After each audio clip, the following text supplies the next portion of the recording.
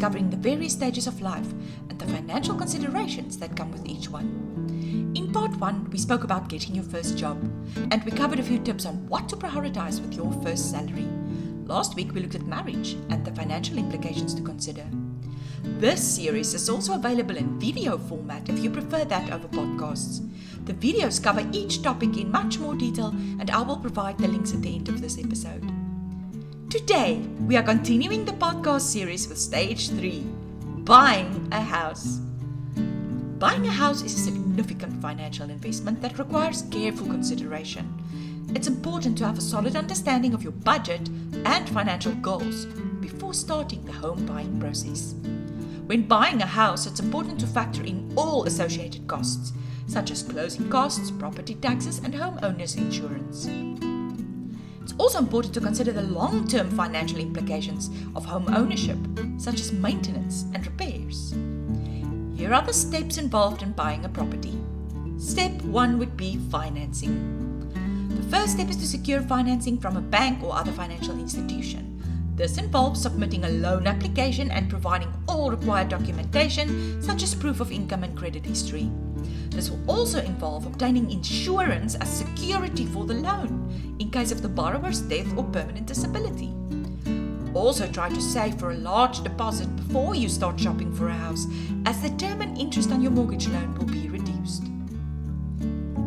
Step 2. The property search. Once financing is secured, the next step is to search for a property that meets your needs and budget. This may involve working with a real estate agent or searching online. It is crucial to not purchase at the top of your affordability range, as there will be unforeseen expenses like rising interest rates as an example. So leave room to breathe. Step 3 would be offer and acceptance. Once you have found a property you want to purchase, you will need to make an offer to the seller.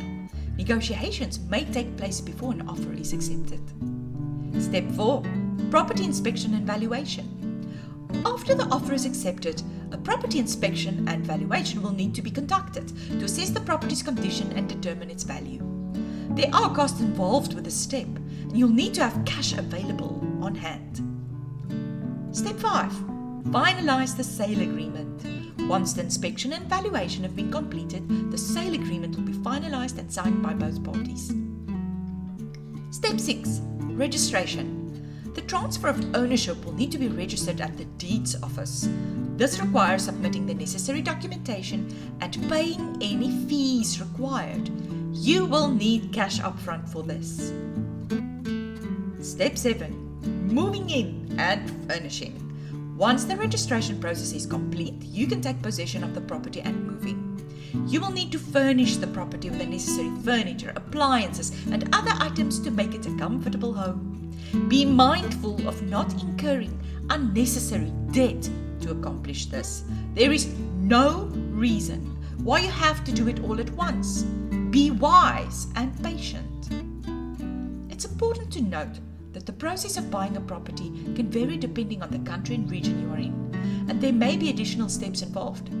It is also a good idea to consult with a real estate professional or legal expert to ensure that you understand all the requirements and processes involved. Don't miss the next podcast on Point of View, where we will discuss the financial implications of having a baby. Here are the links to previous episodes and the video series on the stages of life.